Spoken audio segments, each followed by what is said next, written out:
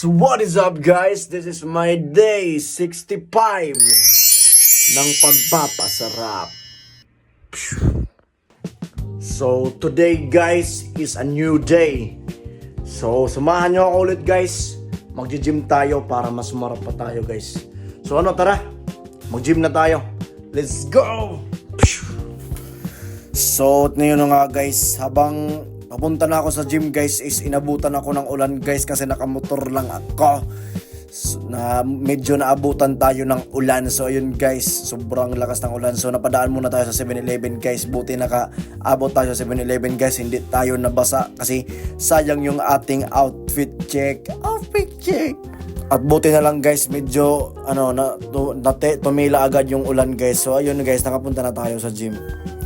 So ayun na nga guys, so andito na tayo sa gym. So pagpasok ko dyan guys is syempre guys, nag-mandatory mirror shot muna tayo guys. Yan, mandatory yan kasi yan yung mirror shot. At pagkatapos ko guys, syempre guys, nag-ready na rin ako dyan guys ng aking outfit. So tinanggal ko na yung doble kong bado guys kasi muna ako guys ng aking pre-workout guys. So meron akong saging dyan guys, yung Costa, para mas makatulong siya lumakas tayo sa gym guys. So yun guys, kakain muna tayo ng saging.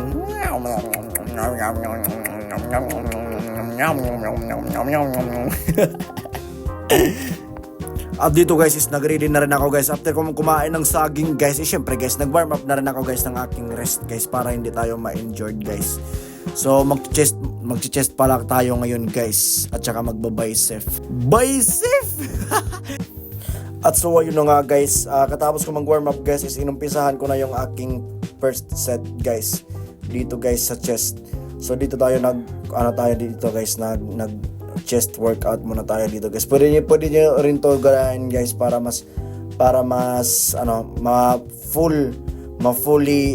matamaan natin yung mga chest natin guys, yung upper chest, para to sa upper chest guys. Yung ginawa ko is meron akong 12 reps 3 sets. So yun guys, hanggang na rin sa pag 3 sets ko guys is hanggang failure na rin ako guys. At siya nga pala guys, para sa mga nagji-gym guys, wag nyong ibagsak yung mga equipments guys. Kaya yan yung ginawa ko guys, yung slowly lang. At syempre guys, pagkatapos natin guys sa upper chest guys is nag-proceed na rin ako dito guys sa middle chest guys.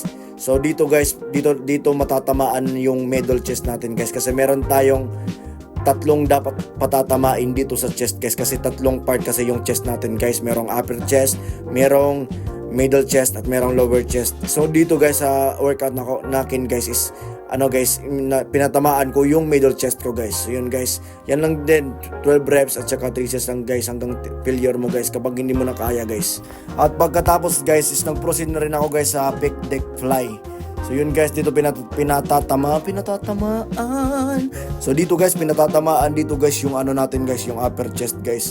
So lang guys, kailangan kontrolin lang natin yung bigat guys. Wag tayong magpaano sa bigat. So yun guys, slowly. Wag nyo na lang pansinin yung itsura ko guys kasi ganyan talaga guys kapag nagji-gym kayo guys, sisira talaga yung mga itsura natin guys. Pero pagkatapos naman guys is balik na naman sa normal.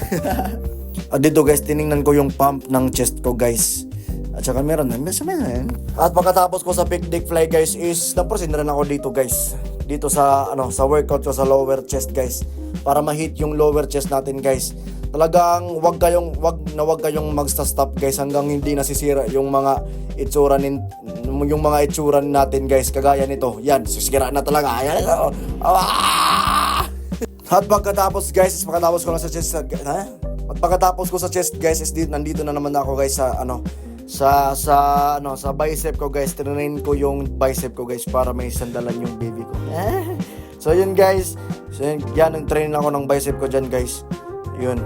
So yun, parehas lang din guys, 12 sets at 12 reps at 3 sets guys. So yun guys, hanggang failure din ako dyan guys. Basta lagi nyo tatandaan guys, huwag kayong mag-stop guys sa pag-execute hanggang hindi nasisira yung mga itsura natin. At dito naman guys, ito yung second workout ko sa bicep guys. So yun guys, medyo nahihirapan ako dyan guys kasi na-stress na yung mga muscles natin guys. Pero sulit naman guys pagkatapos. At dito guys, pagkatapos ng strength training ko guys, sinabayan ko na rin mag-cardio guys. Low intensity guys. Syempre dahan-dahan lang natin guys yung cardio natin guys para mas mag-burn yung natin guys, yung mga taba sa katawan. Yun guys. At dito guys is syempre guys pagkatapos ng natin guys ng session natin ngayong araw guys, syempre guys nag-flex na rin ako diyan guys. Ayun, malupit na transition. So yun guys, yan yung guys, yan yung pump ng yung chest ko ngayon guys. Yun guys, yung sinama ko na rin yung back ko guys, pero hindi pa ako magbaback ngayon. So hanggang dito lang muna sa video na to guys. Make it follow na lang ako guys, palike na rin at share. So nasa day 65 na tayo guys ng ating pagpapasarap ngayon guys. So sumabayin na kayo guys, ano pang hinihintay nyo? So see you sa day 66 ng pagpapasarap. Bye bye.